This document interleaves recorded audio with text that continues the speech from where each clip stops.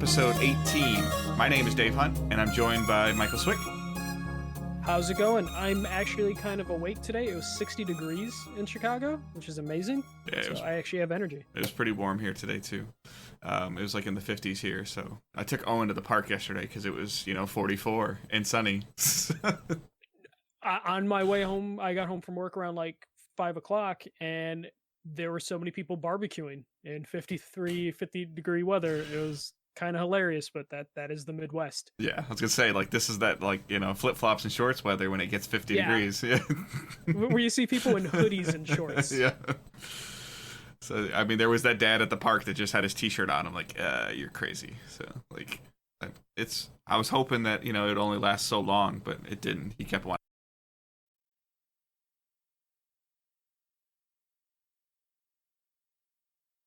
Yeah. So, that was the weather. Yeah. So, we are Digital Days Gaming. We are a podcast that covers all platforms of gaming. We'll talk about how that has grown more this week for us.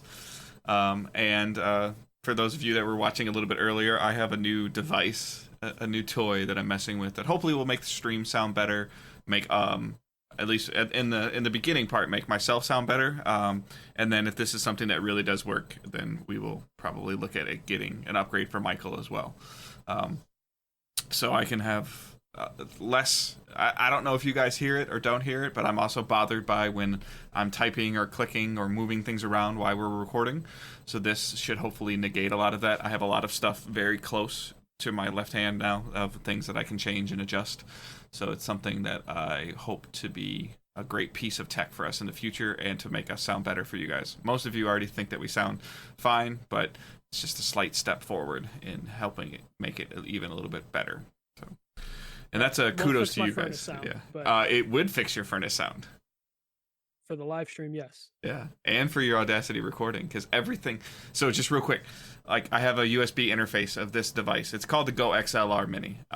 It plugs directly into my gaming PC because that's where when I do stream, primarily the audio would be coming from. And I have some line in and line outs from my streaming PC into this device where I have different faders that I can control people and activate a noise gate. So this and the noise gate that Michael just heard can trigger very quickly. Yeah, we spent about 15-20 minutes just trying to get that going. Yeah, so but it would knock out your furnace, I believe. So hopefully, at least for the live streamers, and then at home I just have to upgrade my mic sooner rather than later. Yeah, but you and I have the same mic.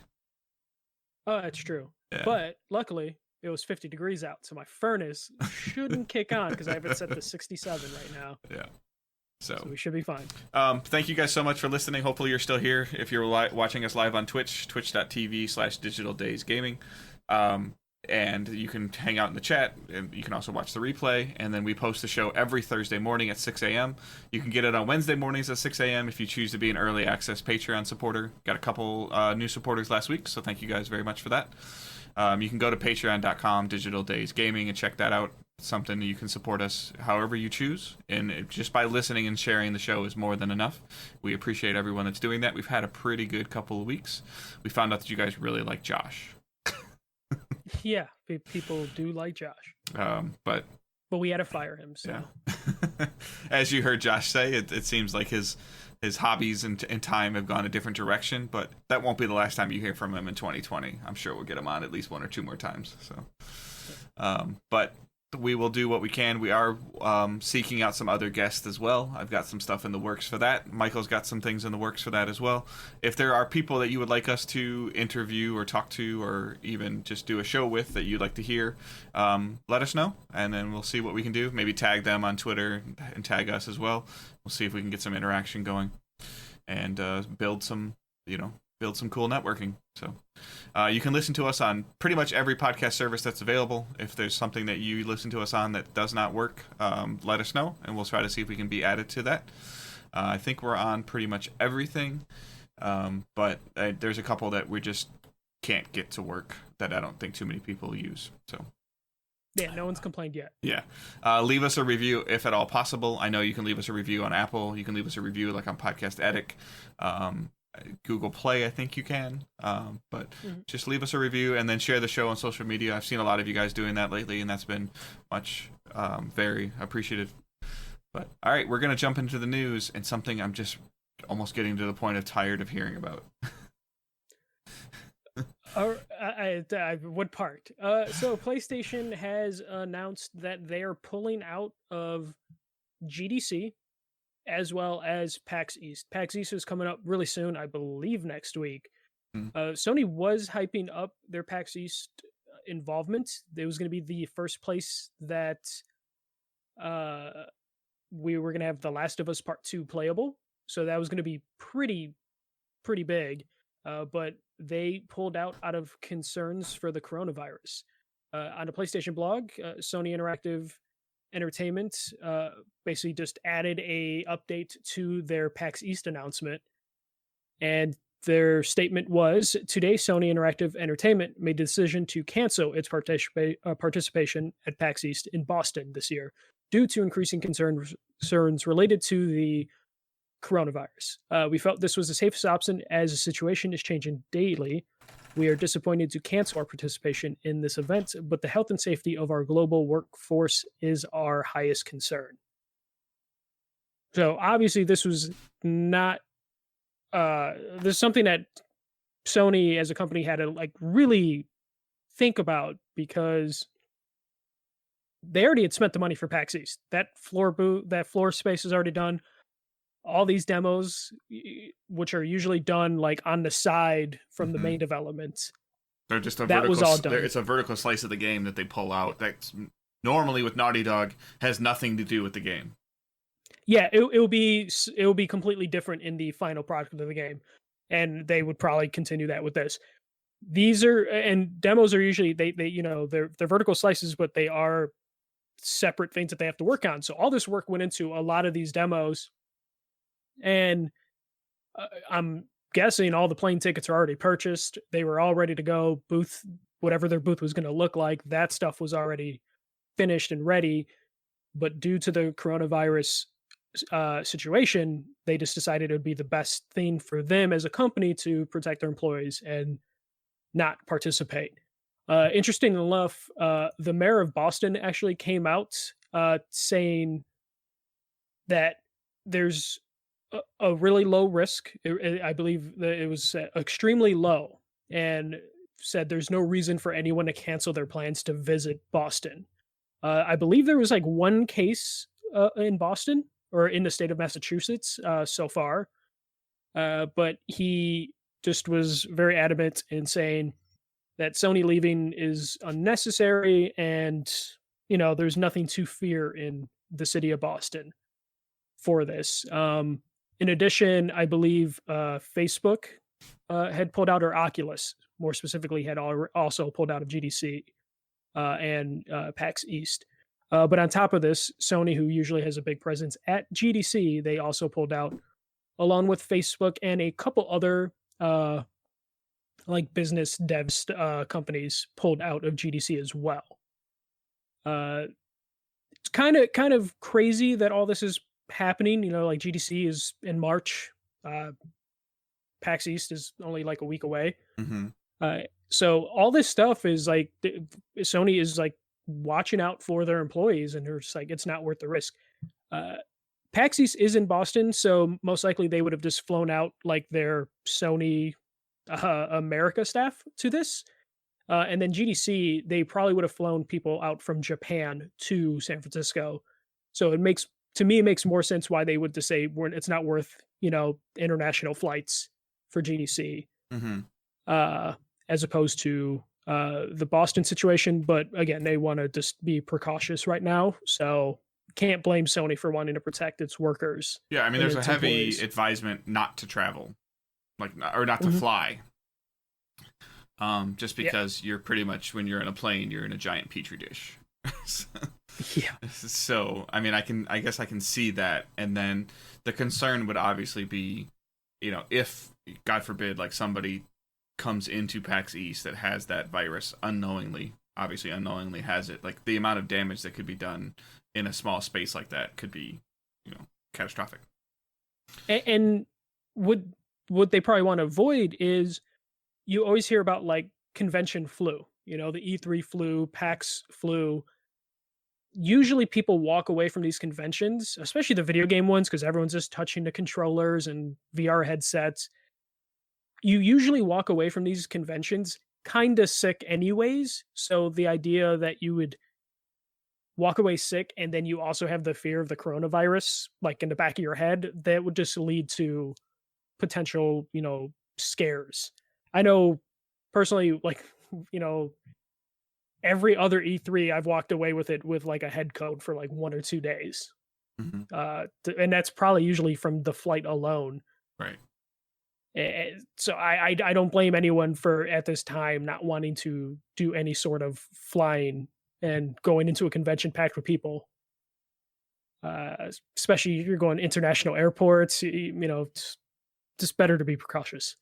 Yeah, so I mean, I know a lot of people are giving them grief, and like it's just this year. It just sucks that it's like so many things are lining up. Of like we've been talking about, like what does Sony have to show? Like now they have to show, not have to. They have the ability to show Last of Us 2, and then hopefully Ghost of Tsushima. And then the concern around GDC was that might have been the place where they go, here's the PS5, like. But again, I don't feel like that platform is good. GDC is not a good enough platform to do a console reveal. That's a place where you reveal accessories, or they revealed PSVR there as Project Morpheus, I believe it was called at the time. Mm-hmm. But I don't think that that's where you sit there and like hold a press conference and have I'm at the point now where they should just do a state of play dedicated to PS5. I feel like that might be the direction we're heading until at least we get through summer. And I wouldn't blame them for doing that at all. If they wanted, depending on how good this demo is for The Last of Us, they could always just release that demo on PSN. And like, hey, this demo is already made. Maybe have Naughty Dog like fix it up a little bit, because convention demos can sometimes be a little bit broken, and you just, when you're at a convention, you just, even a consumer convention like PAX, you just kind of accept that like, hey, the demo might be a little broken. Maybe they tighten that demo out and just, give it to people to just hold people over, because people are like, they really want PS5 news. They want something from PlayStation right now, anything. So maybe just release that demo or some of these demos that they were going to have at the show on PSN. I don't feel like they're obligated to do that. That's got data mining written all over it. Hopefully they're careful with it. It's one of those things where I don't blame Sony at all for doing this. I'm sure there's people with conspiracy theories on why they're pulling out of all these shows, but there's no reason for them to like, risk anything in this current climate. It sucks for the people that, bought their tickets for PAX East. I'm sure some people bought a ticket for PAX East just to play The Last of Us Part 2, and they're not going to be able to get that now. But there's going to be plenty of stuff to play at PAX. But I'm assuming, if you go to PAX, you are going to want to play like 1 or 2 specific games. And if you're really looking forward to any of the Sony games that they're just not going to be there, that sucks. But there's going to be other stuff to play there. Because I didn't hear anything about PAX issuing any refunds or anything. Right. Because why would they? They have a ton of other stuff for people to enjoy, but you never know in these types of situations when like a whole publisher pulls out. You wonder if people would want a refund for their ticket. Yeah, but I mean, I think if I was PAX, if somebody was like saying, I want a refund because such and such isn't going to be there, like that's a dicey thing. I'm sure there's something in their terms of service about it, but oh, for sure. I'm also like, I think you'd be a little crazy if the only reason you're going to PAX is to sit in line just to play The Last of Us. Like, but here's the thing. Just like a comic book convention, I know you don't do comic book conventions. You might go to a comic convention just because you want to see this one artist, or you want to go to this one panel. So there are people that would do that for sure. Yeah, I'm not demeaning anybody, but I think that you're in that person's mind, you're buying a ticket to do that. But in, PAX East's mind, you're buying a ticket to PAX East, and they're still providing PAX East to you. Oh yeah. Their terms of service probably take care of any sort of issue like that. I'm sure there's a card subject to change thing written 1,000 different ways when you purchase that ticket. Right. Yeah. But the GDC one, I think that one might be a bigger deal because GDC, that's where all the business deals happen.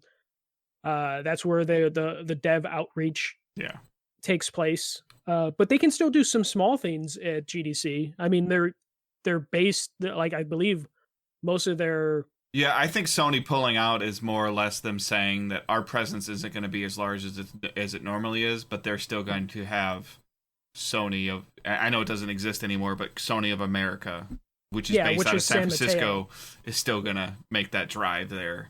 Because even when the couple years we've been at E3, the last Sony wasn't at, we still saw Sony corporate signs or PlayStation corporate signs for like having they still had like a very private mixer at a hotel that we were by. Yeah, I remember when we walked by, we saw that door and we were just like, what? Yeah. So I mean, I didn't see anybody that I recognized, but I'm sure that there is still business. Like Sony handles their business very, as I would assume any corporation does, handles their business very privately when needed. Oh yeah, for sure. And then in retrospect, people are like, "Well, Microsoft's not doing it, not changing their approach." Well, remember, Microsoft is an American-based company that also doesn't really have any footprint in Japan. Yeah. So I would say that 90% of their employees are probably based out of the U.S. and Europe as a combination. Mm-hmm. But yeah, like it does suck. But I think that in overall, I'm starting to wonder, is this, like we've been talking about it a little bit. Do you think that any of these problems with coronavirus are going to push the generation into 2021? I have a weird feeling that some people have already theorized that this might happen to where it's just going to push stuff to, because Sony, they have to worry about like the coronavirus. Microsoft does too because their stuff's produced in China. Correct. But Sony also has like the manufacturer cost things, which the reason the costs are so high currently is there's like a race to get the supply. So there's like a shortage that Sony could, in theory, if they wait it out, can get the parts they want at the price they want. So it wouldn't be the worst thing for them financially to push to March and hope the price and the supply demand change in their favor. But do you think they want to release their next gen hardware not in a holiday season? That's what they would have to figure out. Or they go the route of, this is like the corporate route that would be beneficial to them possibly, though I'm no business expert. You say screw it, we'll release the PS 5 at like $500 or whatever, because these supply costs are just too high, so we have to release it at $500. And then when that supply straightens out in a couple months, then it's not going to cost them that much, and then they either can keep the console at $500 or drop the price, and then change their loss. I don't think they can drop the price of their console in 6 months. They get crucified. No, but they would have the option to do that once the supply thing works itself out, or if the PS5 still sells really well at this higher premium price, they have no reason to have to lower it, and their profit just gets bigger on that once the supply figures itself out. Mm-hmm. So like they have options to go. It's just a matter of, do they want to miss the holiday? They can't do a year difference. They can't just push it to holiday 2021 because they saw what that does. The Xbox 360 had a huge lead over the PS3 because they were a year apart. Mm-hmm. Sony eventually closed the gap, but it took like 5 to 8 years for them to close that gap. And I don't know if they want to put themselves in that situation when they can probably deal with like a not releasing in the holiday and then waiting until March. They can probably survive giving Microsoft that much of a gap, but anything more than that, they have to worry about putting themselves into that Xbox 360 PS3 situation where the competition, especially, it doesn't sound like Microsoft's having to worry about prices. Yeah, as far as we know right now. Do you think that Microsoft, whatever direction Microsoft chooses to go, that will force Sony's hand either way. Like if Microsoft figures out a way to say, and they come out and say, this is how much our system costs, this is when it's coming out, do you think that would just force Sony? Or do you think that Sony will just say, you know what, we're just going to wait until March or April when it's more beneficial and easier for us to manufacture? I guess it comes down to when Microsoft makes that announcement, because now we're at the point where Microsoft has to be the one that makes the first move, and it's just going to have to depend on what prices look like for manufacturing for Sony. What's your cutoff day though? Like, what's D-Day for you of when we have to know when these consoles are coming out and how much they cost? Oh, it's funny, you're jumping ahead a little bit because there's someone that did ask a question. So let me just put his question in right now. So Randy S asked. That's what I get for not reading the whole document before we start recording. February is almost over with no PS5 event yet. Do you think we will get one before the end of the month? No. Would you prefer that we didn't get one in February, but a day later instead? And finally, what can Microsoft do to guarantee at least second place in the console wars next gen? Or guarantee that they won't play second. So the first part of the thing, so Sony can't take pre-orders until they name a price. Correct. At least with most, retailers, they can't do that. I'm sure GameStop has already taken pre-orders despite there not being a price. I think there needs to be like a 6-month gap between the announcement of the price and the release date. At least. So I think they would have to figure this out by like April or May. Yeah, April 1st is my day. So April Fool's Day. So well, I mean, it's just price. Yeah, it's April. I know. Yeah. Because if it's gonna cost $500, like that's a financial commitment that the consumers need to, I don't have $500 right now. Yeah, I was thinking about that too. Just like if it released tomorrow, would I be able to buy it? Yes, but I shouldn't. Right. I think they need to give at least like a 6-month gap, just so people can put money away and save for it. Because if they push it, and they're like, oh, we're not going to announce it till TGS and then it'll be out in a month or two, that's not going to be good. They can't failed. They can't do that. So.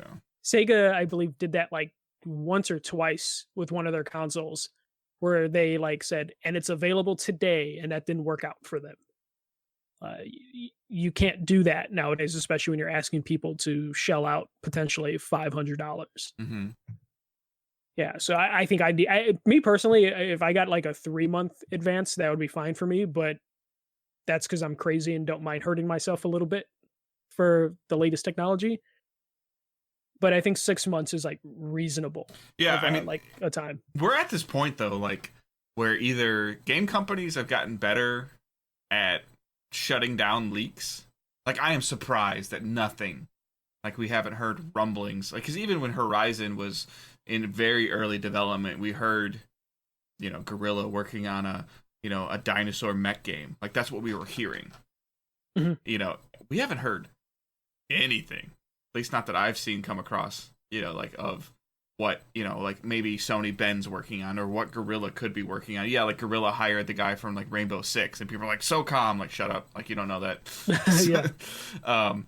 Just because they took a tactical shooter, like that doesn't mean it, or, we've been here. And again, we always hear about the Assassin's Creed ones, but we've been hearing rumblings about, Assassin's Creed Ragnarok, but we haven't heard like anything about next gen games or what studios are working on or what things are happening.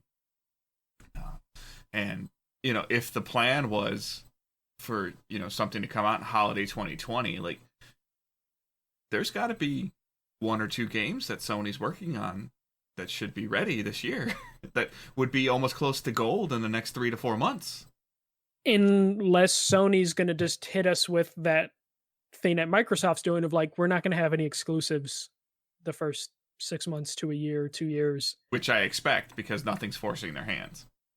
Mm-hmm. But yeah, if you look at their studios, like Ben's release day's gone last year, they probably don't have anything ready right now. Horizon Zero Dawn 2 is the only like reasonable thing that they can release. I still think Insomniac can probably release a Spider-Man game really quick, just because they Yeah. already built New York, and you can't take Spider-Man out of New York. And I think there's enough time for Santa Monica post God of War. They could have something close.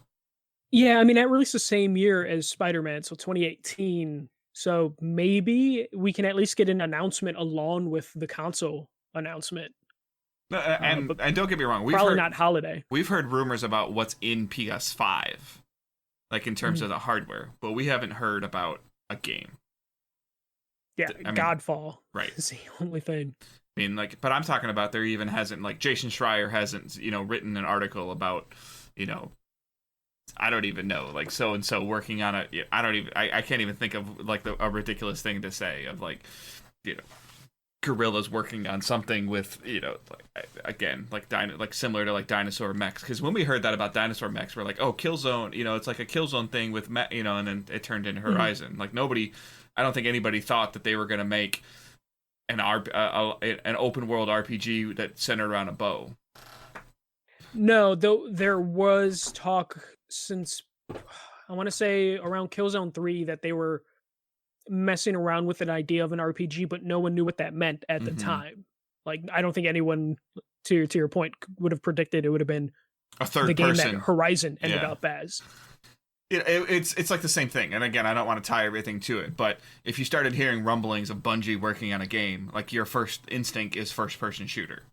And I think for a long time, Guerrilla was in that same boat, because the only thing they had produced was first-person shooters. Just like if we hear Sony San Diego's working on a new game, everybody's going to think it's going to be a sports-based game. Yeah, even though they dabble in a bunch of other stuff right, that they just don't get credit for. Yeah, people are just like, oh, maybe they're going to make another basketball game. Yeah, similar to, you could say the same thing about Sucker Punch at this point in time. If Sucker Punch is working on a game, it's a third-person action game.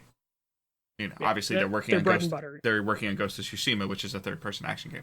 But I'm saying, if you heard rumblings that they were working on a new game, like, we have all these studios that have their niche. Yes, Guerrilla took a turn, and it was a great turn, and but now everybody wants them to go back, which is just weird.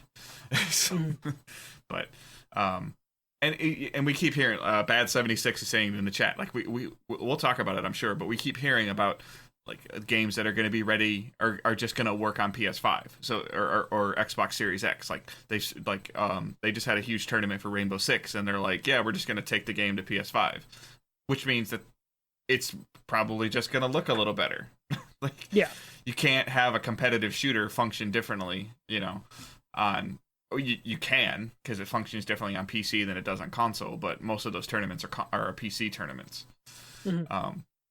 So I think them just continuing the, Rainbow Six, just going forward like that. Like, I don't expect Division or Destiny or Anthem 2.0 if it happens. Like all the games we've been talking about, Cyberpunk, Watch Dogs, like, they're not talking about PS5. They're talking about PS4, and, like, I've been speculating of it just is going to work better on PS5. So. Let's just move on to the next story, since we can speculate for days on what's going to happen next gen, because everything's a mystery right now. So Jason Schreier at Kotaku. Yeah, was just talking about him. So apparently he found out that EA canceled another Star Wars game last year. There was going to be a Star Wars Battlefront spinoff developed by EA Vancouver and Criterion Games, and they canceled it. EA canceled it, which would be the third Star Wars game they have canceled since 2015. So the timeline goes, Visceral were working on Ragtag with Amy Hennig, or that was, like, the code name. That was canceled. The assets for that were then sent to their studio in Vancouver, who were going to make an open world Star Wars game. That was codenamed Orca, and it was going to be made all the way up until 2018, and then EA canceled it because they wanted to kind of rush them through making an open world game using assets from the Ragtag game that was canceled. So they canceled Orca, and then they realized that next-gen consoles were coming out in 2020, so then they tapped the Vancouver studio that they just canceled a game for and Criterion to work together to make something that was codenamed Viking, and this was supposed to be out this holiday. But it sounds like the idea of having a Vancouver team working with a London team together turned out to be difficult as hell. Cross country development. They were supposed to work kind of hand in hand, arm in arm on this, and that didn't work out. And the two studios just kept bumping heads, and money was kind of being burnt. And EA just said "fuck it" and canceled it in the first half of 2019. And now it looks like EA just won't have a game for this holiday, or no big game, specifically no Star Wars game for this holiday, because they want to hit a Star Wars game every year, or close to every year. And that will not happen this year because they canceled a third Star Wars game in a row. Thoughts, Dave, on EA trying to figure this out? I mean, I think that they were very worried about the perception like that Battlefront had gotten, Battlefront 1 and 2. But in terms of like the success that we're seeing of Respawn's game, like we were hearing that, Disney's open to, more studios making stuff because of Spider-Man's success and, Fallen Order's success. But at this point in time, like, it's kind of one of those things where unless you're Respawn and you work for EA right now, like, it's rough going. There's a lot of problems happening, it seems like, in terms of with game development and how they're trying to make the game, or make a good game. And then we even saw reports that Respawn wanted the game out, whether it was Respawn or whether it was EA, wanted the game out before the holiday, bugs and all. Like they could have delayed it a couple months and cleaned up the bugs. I didn't think the bugs were terrible. I don't think it, deterred from the game. I feel like they should be fixed by now. I don't know if they are or they aren't. I haven't gone back on my PC one in a while. But I think when you're but when you're developing an iconic franchise like that, there's a lot of stress and pressure that come with it. Mm-hmm. And in terms of like, just forget it, like just start over again, like is a valid thing. I think hearing about this is crazy. Like, just let it, like, I wonder if we ever heard about every idea that didn't, that was in development that got squashed. Like, we'd probably be amazed. Yeah, especially knowing how far some of these have gotten. How many only got half as far as these projects? How many got a quarter as far as these projects?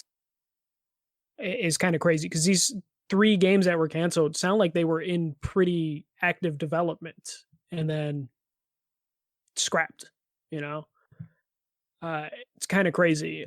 Currently, according to Jason Schreier, EA has 2 Star Wars games in development. A sequel to Jedi Fallen Order, because of course. And then what he calls a unusual project at EA Motive, which is located in Montreal, which I believe Jade Raymond was a part of EA Motive, and that studio was helping with Visceral's Ragtag game. My only fear is Respawn's success being like a double-edged sword, in terms of EA just being like, strap a rocket and just let's ride Respawn. Yeah, that's work them until they make something bad. Exactly, and with EA, that's possible. Or rushed. They kind of did it to BioWare. Yeah, where BioWare now has to like take a couple year breather and regather themselves.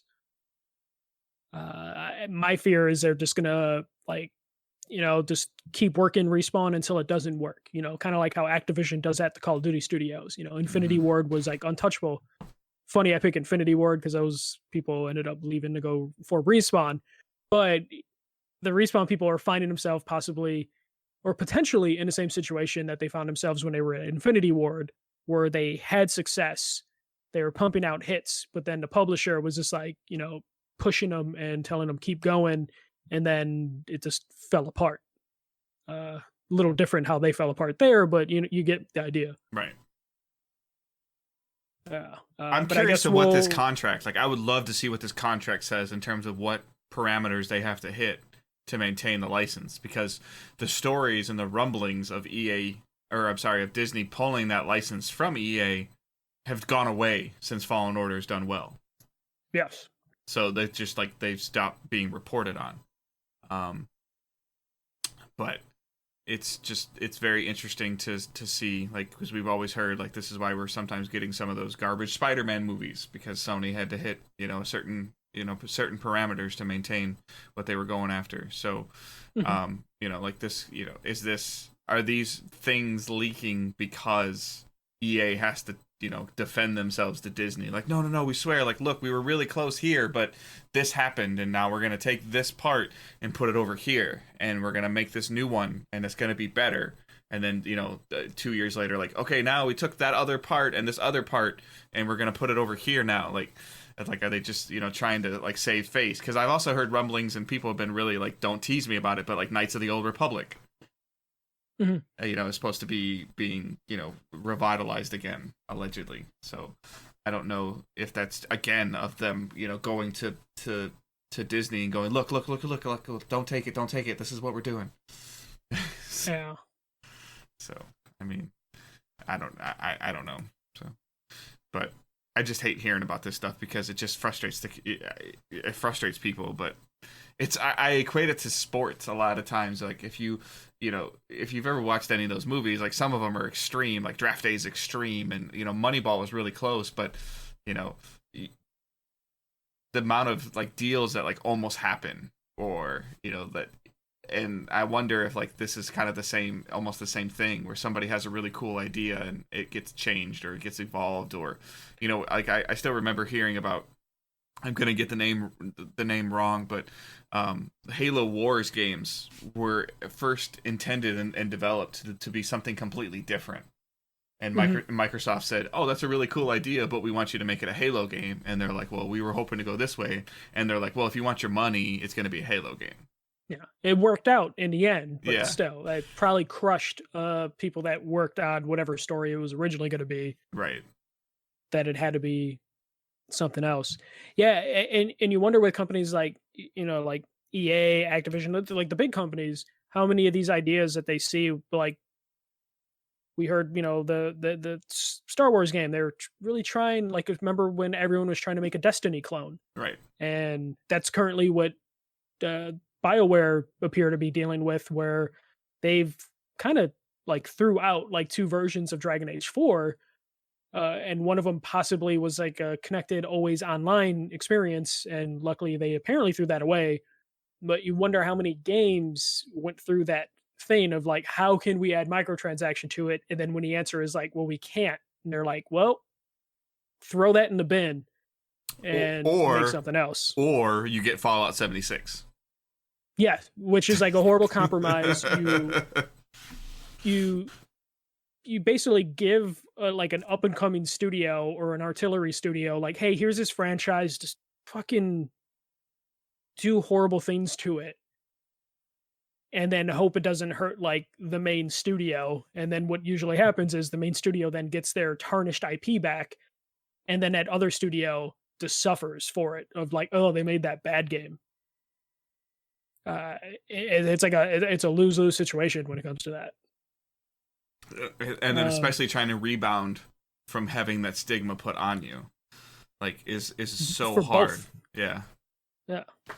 Like the original holders of the IP and the studio that damaged it. Well, I mean, you look at the Batman Arkham games, and if you talk to anybody in the public about, or anybody that's played the games, of, like, hey, we're hearing rumblings of another Batman Arkham game. Oh, is it going to be the good studio or the bad studio? Yeah. Which, almost to an extent, is, like, unfair, because, like, the Montreal team made an okay game. It just didn't live up to the standards of a Rocksteady game. Right. It's where, if the Rocksteady games didn't exist and Batman Origins, like, lived on its own, people would probably be like, holy shit, this was a really good Batman game. But it had to be in the shadow of the Rocksteady games. It gets complicated at that point. No, it does. It's rough. Our last story, though, which is another number story, since me and Dave seem to really enjoy these types of stories. This company that just buys whatever they want. Yeah, so THQ Nordic, their parent company, Embracer Group, have reportedly spent up to $375 million for the studio behind World War Z, Saber Interactive. How is this worth more than Insomniac? Okay, so this is potentially worth more than Insomniac because outside of World War Z, Saber Interactive is a mercenary studio. They're responsible for the following remasters and ports: Halo Master Chief Collection, a lot of the ports to the Switch, Call of Cthulhu, Vampire, The Witcher 3 to the Switch, the Ghostbusters remaster. If you go to their site, they remaster and remake a lot of games, so a lot of contract work. And apparently World War Z selling 3 million copies when it probably no one thought it was going to do well. That was like the deciding factor, or one of the big factors behind why THQ Nordic's parent company wanted to buy them, is because World War Z, an underdog game, I guess, sold so well. And then also would probably really help though, or helped as well, is the Witcher 3 ports. So they did the 4K port for the PC and they did the Switch port, and Witcher sales have been through the roof since the Witcher show. So I'm sure they're seeing some sort of revenue stream from how well the Witcher series is doing. And they just figured out how to cross-save it from PC to Switch. Which drove me crazy because I would buy it on the Switch, but I only own it on PS4. Yeah. But yeah, and then apparently, this might be where Saber gets a lot of money too, and we just don't know it because this isn't our area. They own a lot You're of gonna say something casino mobile games. Okay, I was like... Casino mobile games and Okay. mobile games, but Okay. they have something called Slototeria,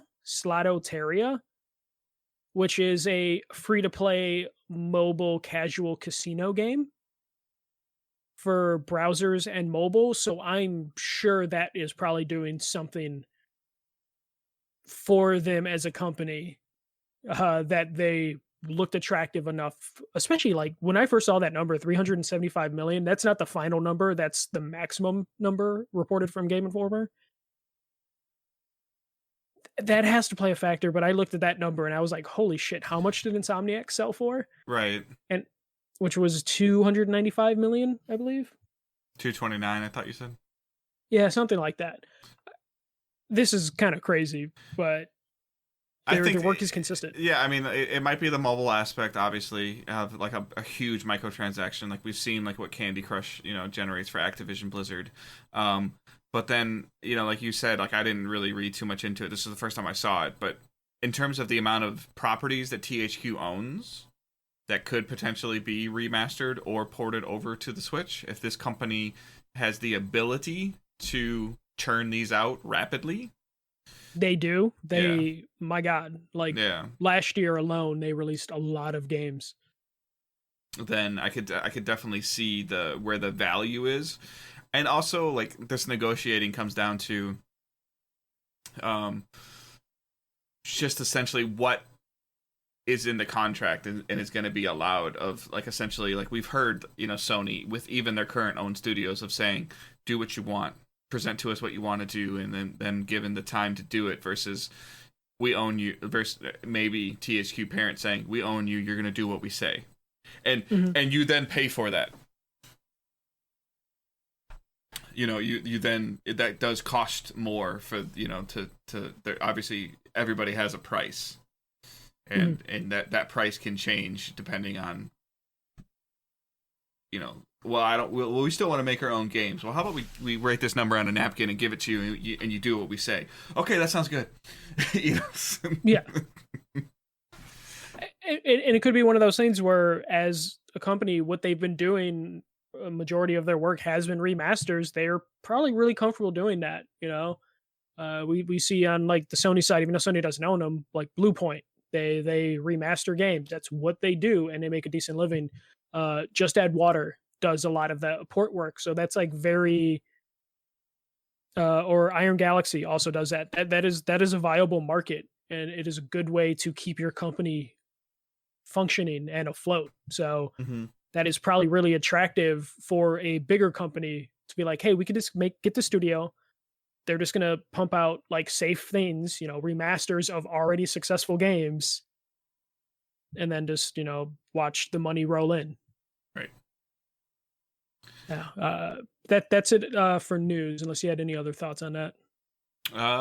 No. I mean, just it's the amount of studios that we're seeing being purchased in the last 12 to 18 months is just crazy. It seems like there's like an arms race for development studios right now. It's kind of crazy. All right, so we're gonna jump over to what we're playing and watching. So I'll go first. I've been playing a little bit more Division, just trying to. I mean, it's kind of got its hooks back into me, just in terms of playing, and then a huge amount of our community has picked it up because it was $3. So kind of helping some people level up, and then the resurgence the game has seen has been really cool. And the Division 2 developers have even been talking about it. The plenty of increased player base, and it's a really, we've talked about this before about like, either making your game free before your sequel comes out, making this game $3 and trying to find out if somebody enjoys playing it, and then saying, hey, you've had fun the last month, like here's the new thing. Is really good.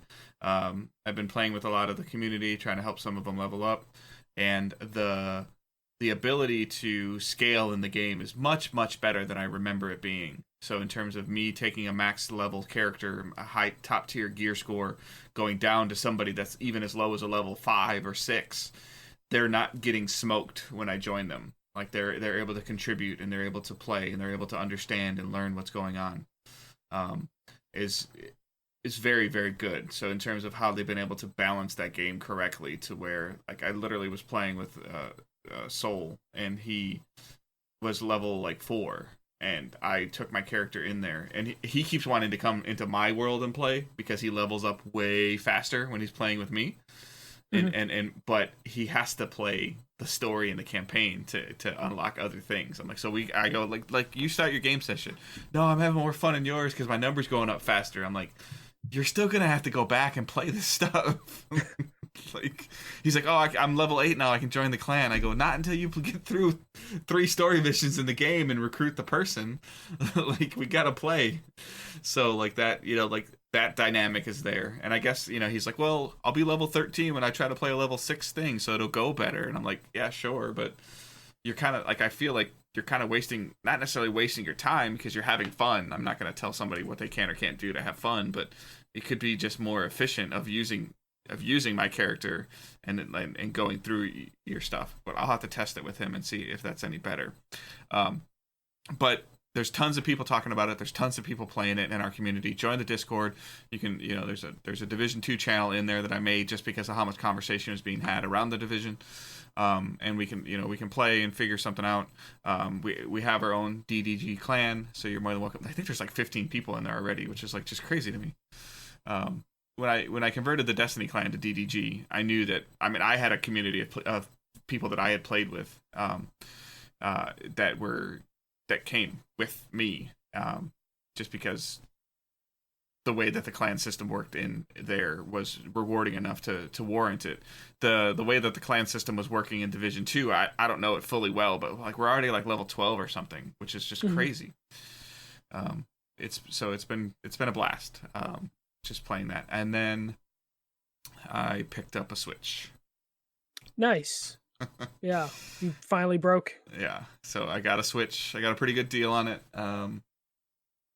I did buy it, third party, but it's only a couple months old, and I got it came with Mario Odyssey, and I picked up Breath of the Wild today. I was actually surprising, I wanted to be able to play the the goal with it is to get Owen, my 4-year-old, starting to play video games.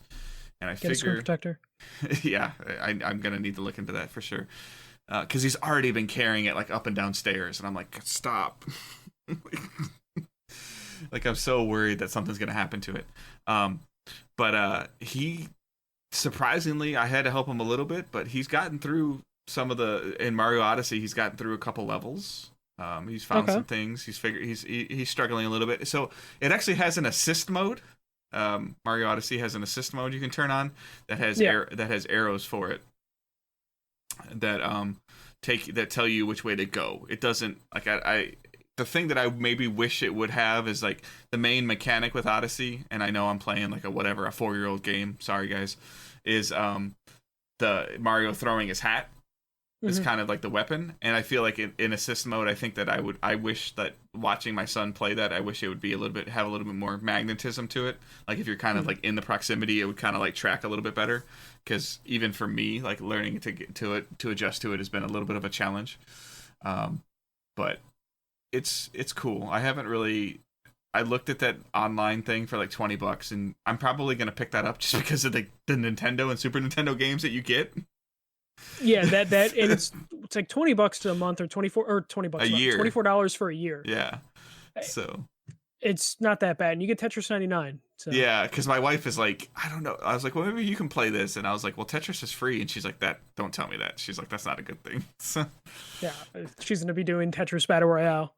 Yeah, but he's already like, he's starting to pick it up. We've just picked it up this weekend, so we haven't been playing it a lot. But I need people, because I was even doing a little bit of Googling, like I need somebody to recommend something that maybe their 4 or 5, 6-year-old was playing and was having some success with.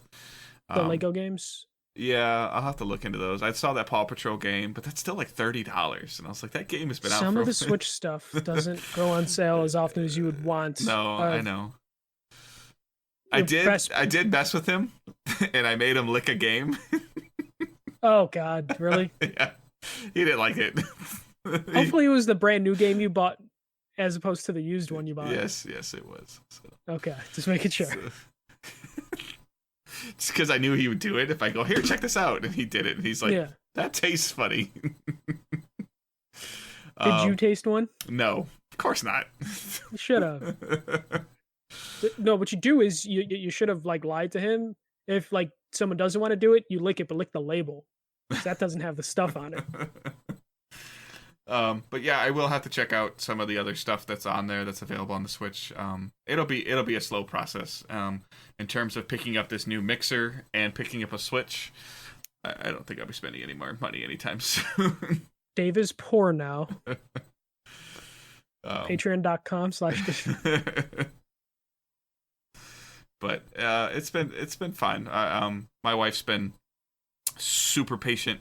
She traveled this week with Zoe down to Eastern Kentucky to visit, and she's been super patient with helping me set up the mixer and mess with some things, and she's been producing a bunch of stuff on the YouTube channel. So she's been helping. Having her as an editor has been a huge godsend for both Michael and I with our crazy schedules. Michael somehow always can make time. Like, hey, if you need me to edit, let me know. And I'm like thinking, like, where could I like record and pay attention and edit and still have time to play games and work?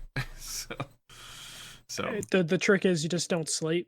Yeah, I get cranky when I get enough sleep. So, but for the most part, it's been a pretty busy week.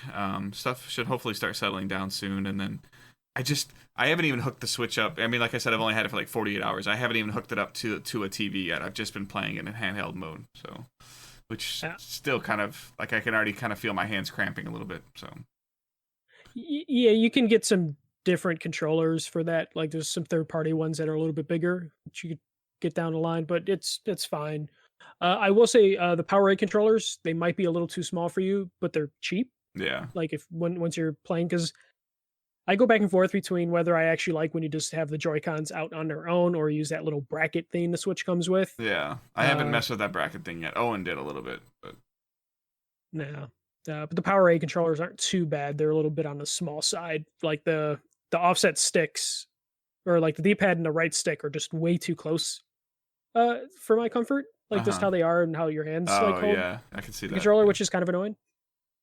Which is why when I streamed a Switch, like I felt like I was playing way worse than usual because I hadn't played on that Power A controller in forever, Uh-huh. and I just forgot how close they are just because I've been just doing handheld Yeah, and that so that often. official controller is like $80.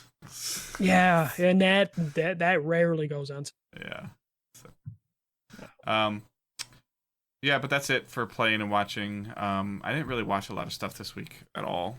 So just caught up on a couple of the shows with my wife. Nothing too crazy, just our recorded stuff. So Yeah. For myself, a lot of Dreams, PS4. I always feel like I have to say PS4 after saying Dreams, just because it just sounds weird. Just being like, yeah, a lot of Dreams. Uh, been playing Dreams a lot since it's like officially out now. You know, it's out of early access as of 9 days ago or whatever, 10 days ago. Uh, I streamed it twice this week, which was pretty fun because each stream that I've done, there have been people that have made levels that just happen to be surfing all the Twitch streams, just promoting their levels they made in Dreams. So I've just been talking to people during the stream who are making levels and are trying to get people to play levels and want feedback. The community seems to be really strong in those early goings, and just seeing people like promote themselves has been kind of interesting and fun. Of just like, hey, yo, play my stuff in Dreams, and it's been pretty good. Luckily, people that have been recommending me to play their levels have been like interesting or good or like just tech demos. So I haven't been like, oh, this is not great.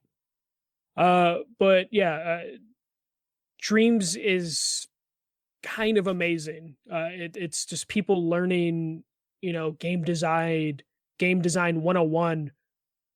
There's a lot of rough stuff out there, but for every like weird tech demo or weird broken level people have made, there's always like just a little glimmer of hope in each one of them of just like, okay, I get what they were going for. uh if they keep working on this, they could make something amazing. And then when I do see something that's really truly amazing, I'm just like dumbfounded and just impressed that people were able to make this on a PS4 using Dreams. It's just kind of like mind blowing. The only thing that I find kind of funny though is currently, because the game's still relatively new. You know, it was in early access last year. That's when I picked it up. Currently, right now, when you play, a lot of the stuff on the front page is just like stolen IP. You know, it's just copyright infringement like galore. You know, because you have your Crash Bandicoot levels. Someone made the PT demo into a full Silent Hill game that has like cutscenes, opening intro, like dialogue trees. You know, like people are messing around with IPs as much as possible. I've seen a ton of Sonic stuff, most of it bad, but whatever. Mario stuff all over the place. Someone is remaking Fallout 4 in Dreams, and it's insane how like accurate it is. Hasn't someone done like the opening to Final Fantasy in there, or was that Little Big Planet? I believe someone has done I think I want to say it was Final Fantasy 7 for sure. Right. But I've seen some other openings for like Final Fantasy 8, I believe, or 9. Uh there's a ton of this stuff which so far Media Molecule hasn't had to police just yet, but that's probably more determined by if the IP holders want to make a big deal out about it. But I don't know if any of the IP holders really care right now, just because no one wants to be the bad guy that like shuts down like Well, dream levels. and I think the biggest thing is that there's not. I mean, we've heard that there's gonna there can be a potential to monetize stuff that you make in Dreams, but I don't think that Dreams would ever allow something to be monetized that's not unique. Yeah, I think that won't be a problem. So right now, what my current theory is, because the game is new, people are learning the tool sets. People are going to use established IPs and mechanics from those games just because they're learning about how the game works and functions, and it's easier to try and recreate something than to make something from scratch. And I feel like over time, the copyright infringement stuff, the stolen IPs, that will fade away as creators dig in deeper and deeper in the tool set and don't need to rely on making something like another Sonic game or a Mario game. That will fade away. It won't go away forever, but it won't be the main thing on the front page, because already there's people that have made, what feels like full games, original ideas, character models that aren't just copies of other character models or like famous characters. And that is going to fade away as people get more confident with the tool set and are willing to put themselves out there and create more original ideas. Yeah, but I guess like the same parallel I would draw is like, could like the Chicago Bulls do anything if a kid drew on a t-shirt like the Bulls logo and put a name on the back and then wore it anywhere? Like, they can't really do anything about that, can they? I mean, they can't do anything about that unless they find themselves, unless like someone's doing it for profit, And like, we just heard about that's my point though, is like nobody's really profiting off of. I don't think that people are buying Media Dreams. Molecule and Sony are technically profiting off of it. Do you think that they're profiting because people are making Mario clones? They're profiting because people are making levels that people want to. Right now, if you search Dreams on YouTube, the Fallout thing is like the top search result, and the top search results for that are other people's IPs created in Dreams, and that is enough to drive people to those games. Like, oh, I want to see this weird Fallout 4 creation. It's a roundabout way for them to make money, but they are making money by selling Dreams that happens to feature all this copyrighted stuff. It's just a matter of, will anyone care? Because I doubt Nintendo's worried that people are breaking or playing like a busted ass Mario game, like a Mario game that doesn't quite feel like a Mario game. It just has Mario as a character right in it. Because I saw you play that one Mario thing, and I don't really know if I was Nintendo, if I'd really be worried about that. No, yeah, they don't have to be worried about it. But the tool set in Dreams is so well, someone could probably pull off a really good Mario game and make it, a long experience. Would Nintendo care? Probably not. But we've seen Disney just build a school in California for playing the Lion King at a PTA meeting. They billed them $250 for playing Lion King at a PTA meeting. So companies are petty. So if companies wanted to be petty with Dreams, they probably could be. But I'm not too worried about that, or at least in over a long period of time, I'm not really worried about that.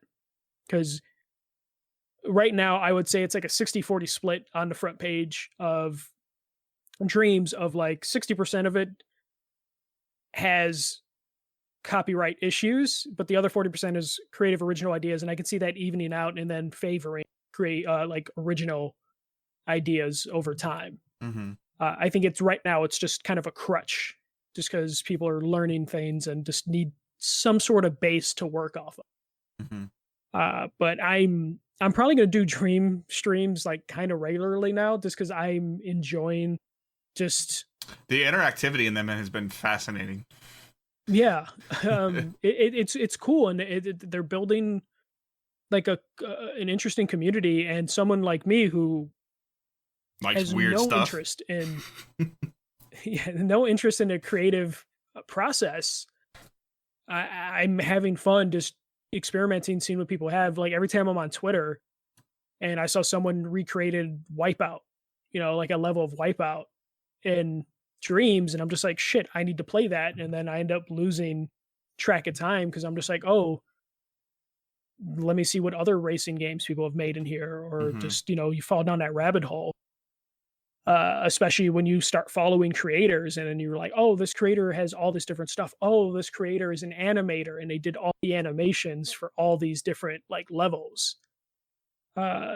It's just kind of fascinating what they've built. And I was showing my friend who's he's a game designer or artist, a 3D animator, and I was showing him Dreams, and he was like blown away by what they do in Dreams. But then I showed him someone actually making the levels, and he was just like, "Oh, fuck that! That's super, like, how are people making stuff with these tools? Just because he's used to actually doing it, like 3D animators usually do it. But he was like super impressed. Like even 3D animators are impressed of what people can do with dreams, even if it comes across as kind of like a weird, convoluted way to do it compared to what they're used to. But seeing like dreams like actually impress him was, kind of interesting. Just like, oh, someone made that. They didn't just copy and paste that. It's like, how would they copy and paste that? That's Fallout 4. Someone had to make that from scratch. Right. It's just kind of crazy. So a ton of dreams. The only other game I played this week that I'll talk about, I played Overwatch, but I'm not going to talk about Overwatch. Though I have to play Overwatch before they ruin Overwatch next season. But I won't get into it. God damn it. I've been playing a game, Broomstick League. They had a free to play weekend. It's a game currently in early access, and I believe it's coming out in March. But they had a free to play weekend, I guess, to test out the servers. It's on PC. This is basically Rocket League meets like Quidditch, or like Wizards. The Quidditch comparison kind of just ends at the fact that your players are on broomsticks, because Quidditch in the Harry Potter universe is far more complicated than this game. Broomstick League is a 3v3 game where you have 3 wizards. You have a dash ability, a teleport ability, and like a blast ability. And you're just trying to get a ball into the goal. And it's just, you're wizards, you're on broomsticks, you're flying around the map. So I didn't really get into this. Like I played several games and I just couldn't quite get into it. I was playing on gamepad. I think I might need to play it on mouse and keyboard, just because I found a movement just to be just a little too slow. There was something kind of almost like dead about it. Like that, I just didn't really feel like it was very actiony. It seems like people are comparing this to Rocket League, but playing and seeing Rocket League and then seeing and playing Broomstick League, it's just that comparison just doesn't work for me, other than the fact that it's a 3v3 multiplayer game where you put a ball in a goal. It has some potential. I can see that because it's coming out of early access and coming out in a couple weeks or like a month. Worries me that they're not going to make enough changes to it that's going to make me want to play it again. But if you're interested in like, Harry Potter, Quidditch type stuff, maybe this will do something for you, and the Rocket League appeal will come into play. Though I don't feel like it's enough Rocket League or enough Quidditch to satisfy like what I would want from that type of experience. Though I'm not an expert at like Harry Potter. I just finished the 3rd book and the 3rd movie today, actually. So that's my playing and watching. And Broomstick League, dreams, reading Harry Potter, and then seeing the 3rd Potter movie as I continue my quest to finish all the Harry Potter content I can. It's just funny that Broomstick League had a free to play weekend right in the middle of me reading Harry Potter and going through that whole series, which is why it caught my interest. Because if I would have seen that this had a free to play weekend before I started reading Harry Potter books, I probably would have had no interest in it. But timing is everything. All right, but that's it. Yep. All right, so it looks like we only have one question this week. So guys, go ahead and send us some more questions. The more obscured they are, the better. I think that it sparks a lot of conversations. So they don't only have to be gaming related. They don't only have to be next gen related. They can be whatever you want to know, for the most part. So Stephen Wren on the Facebook groups, what is the furthest you've driven to go and get food, and what was it? So, you want to go first? Okay. Fat Burger. I've flown to California the last 5 years to get Fat Burger. That's the only reason I go to E3 or even want to go to this year, is so I can go to Fat Burger. But seriously though, Fat Burger. So See, I think this is hard for you and I to both answer because we live in metropolitan areas. yeah, so the only thing I can think of is I've talked about Kuma's Corner before on the show. Dave is probably familiar because I've talked about Kuma's Corner. It's like a death metal burger bar. They have several locations in Chicago. Two that are relatively easy for me to get to, like 3 miles away. The other one is like 6 miles away. But over the last year, they've done different things to their menu or their service that have annoyed me. So now the only Kuma's Corner I go to is one far as fuck in the suburbs. That's like a 45-minute hour drive. Even though everything's kind of relatively the same at their closer locations, I only go to the one in the suburbs, despite the fact that it's way further out than the rest. So like I would say that is like the furthest I go for good food, just because I am in Chicago, so everything is mostly just like a 20-minute train ride at the most. Mm-hmm. Yeah, I mean, mine's the kind of the same thing. I was even talking to my wife about this, and she commented in the Facebook thing about it, and she wanted me, so Steven wanted to hear about it. So, Michael can relate to this a little bit, but he doesn't drive, so he won't be able to relate to it fully. So it snows, obviously, and sometimes like the side streets can be worse than the main streets, and then therefore that could be worse than the highway. So it's a lot of times it was like a Sunday morning or a Saturday morning, and we have a really good bagel place in our in the town where Angela and I both grew up, which is only about 20 minutes away from where we live now. So she's like, "Hey, it's actually called New York Bagel." She's like, "I want New York Bagel," and I go, "It snowed," and she's like, "I'm sure it's fine." So and she leaves, she goes to get them. And she's like, she's like, well, it'll probably take me a little while to get out of the subdivision, like where we live, a couple side streets. And then she's like, she called me. She's like, the main road's pretty bad. And I was like, well, they probably just haven't plowed yet. Yeah, like the freeway was terrible. Like it took her probably like if I remember, like an hour and a half to get there, which is only like normally, like I said, a 20-minute ride on the freeway. And she went and got them, and she came back, and she was gone a long time. It's kind of one of those things. Like we even did it the other day when she came home. She went and specifically got Thai food from a place that was near where we both grew up, and then she brought that home to me. So that was great. So like us like traveling far, like you said, to 20-30 minutes maybe out of the way. I do go out of my way, like when I'm in certain areas. Like I remember a couple times I've been in the Dallas airport, I go out of my way to get like Whataburger. Never had Whataburger. I really want a layover in Dallas. Yeah, just for that. That's what I was actually looking forward to when I had a layover in Houston. I thought there would be something kind of unique or cool in the Houston airport, and there may have been, but that airport was gigantic. And I was like, and I didn't have a lot of time between my flights, so I was like, I just kind of dealt with whatever was right in front of me. And the only other thing I can really think of is, and it's similar to what you just talked about, is like I'll specifically go past like a KFC to go to a different one that I know is like better, that like maybe changes their grease more often, or they wash their hands. You went to the bathroom and actually saw an employee wash their hands. Yeah. And they're like, I like that one. Yeah. So, I eat a lot of crap. So like, and I'm not immune to the fact that I eat a lot of crap. But I find the better made crap. No, it's the same thing in Chicago. It's just like every hot dog place is going to be Vienna hot dogs. Yeah. But there are only some that you actually go to. Oh, this guy actually pays attention to how long it stays on the roller grill for versus like they just take it off the roller grill when you get it, anything like that.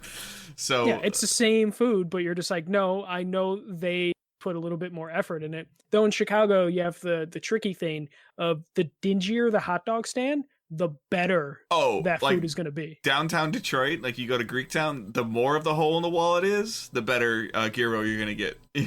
Yes, exactly. No, same thing with gyro places too over here. Yeah. It's just like the worse it looks, the better it's going to be.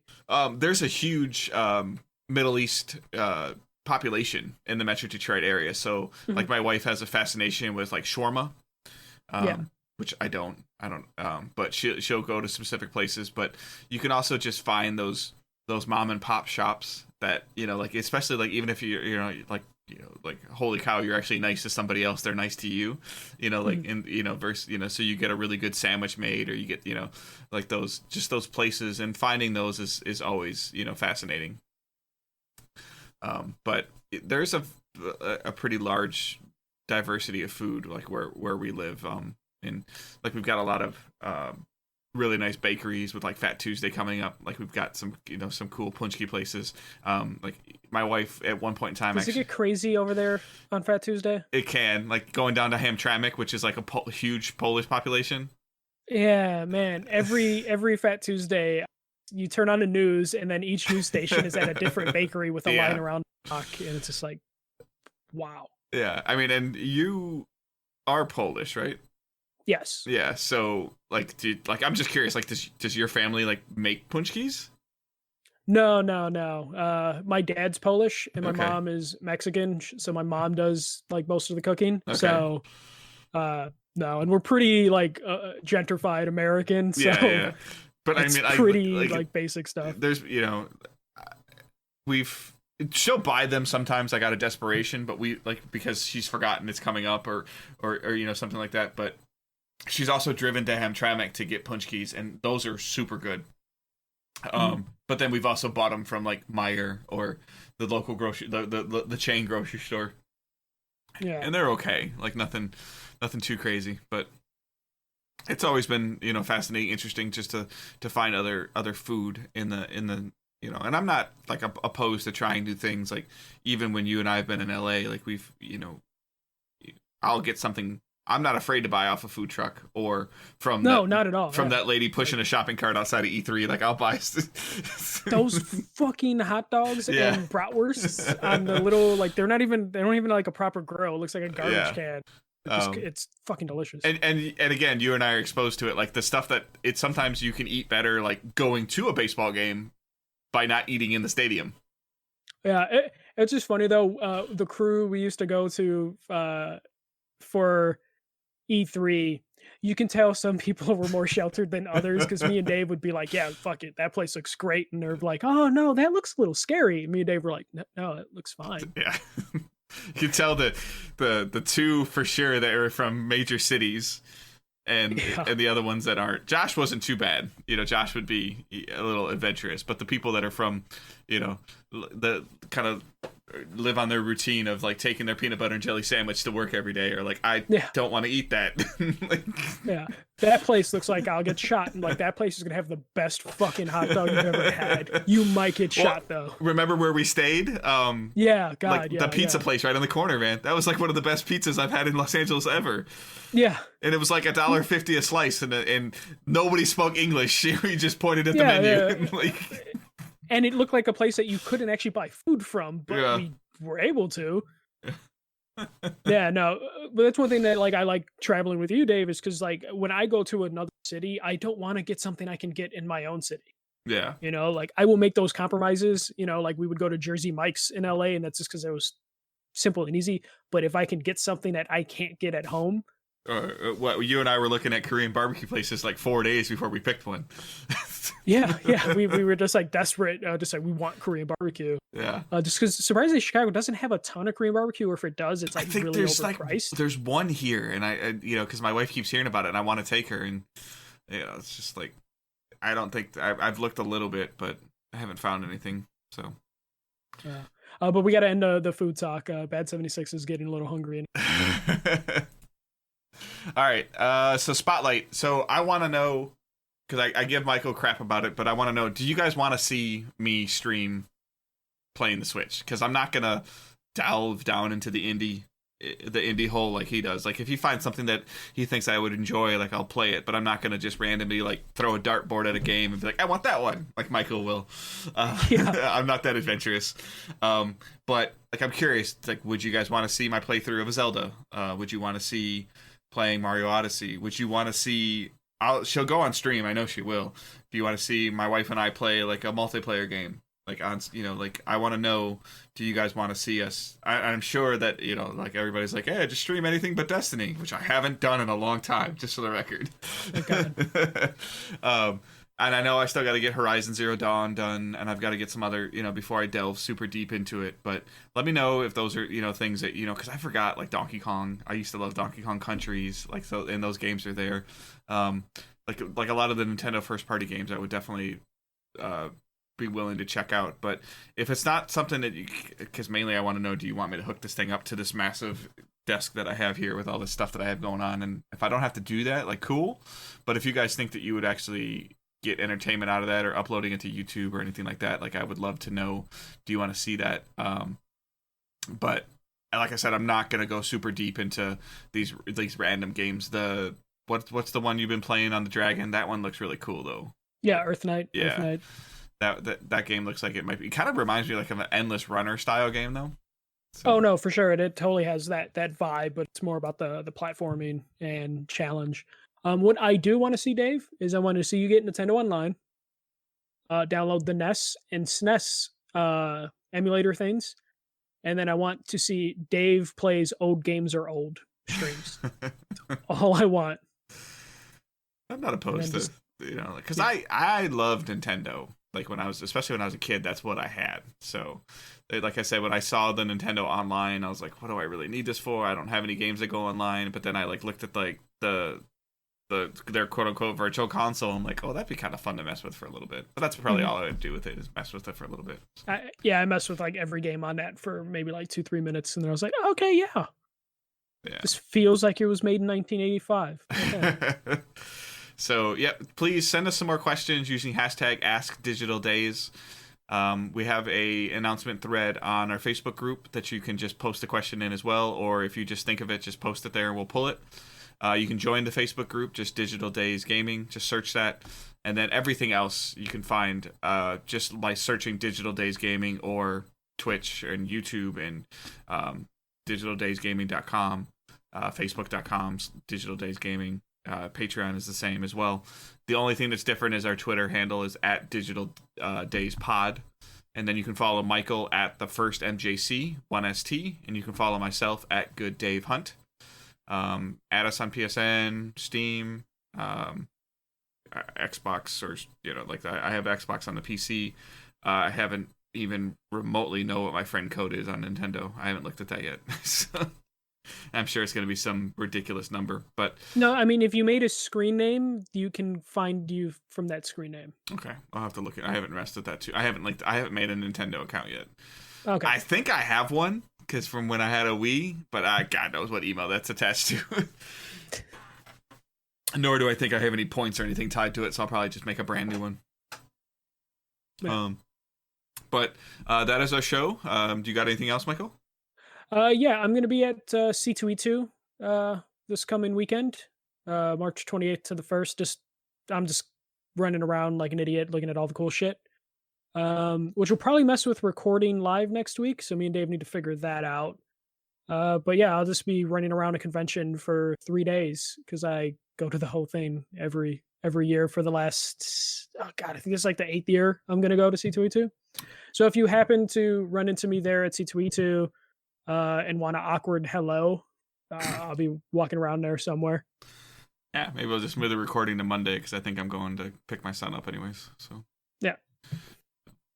All right, yeah. So please follow us on the socials if you can, and join the Facebook group, join the Discord. All those links are in the show notes. They'll be in the YouTube notes if you're watching on YouTube as well, and they should be in our Twitch panel below. So just check them out, and you can join the community, hang out, join the conversation, support us on Patreon if you choose. You do get access at the $3 tier to a private Discord channel.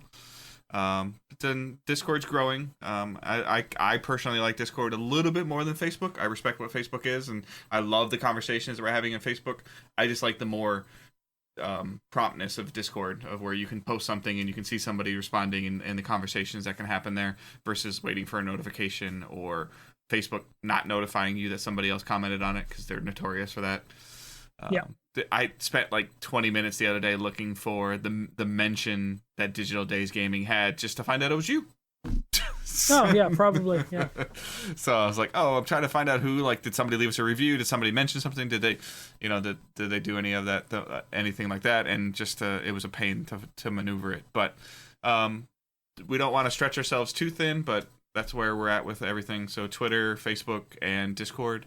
And then, again, feel free to check out Patreon. We will be recording some bonus content this week, I believe.